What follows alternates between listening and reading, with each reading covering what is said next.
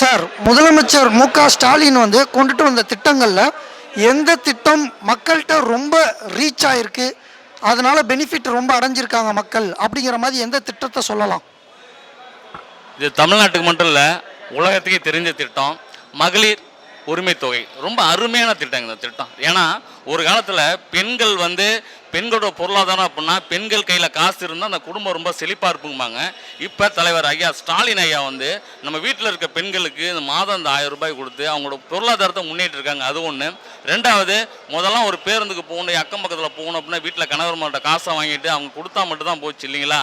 அதுக்கும் அவங்க வீட்டில் நிறைய சண்டைகள்லாம் வந்திருக்கு. ஆனால் இப்போ எந்த ஒரு சண்டையும் வராமல் ஐயா மகளிருக்கு இலவச பேருந்துன்னு சொன்னதுனால எல்லா மகளிரும் பார்த்தீங்கன்னா ஒரு இடத்துக்கு வேலைக்கு போகிறாங்க.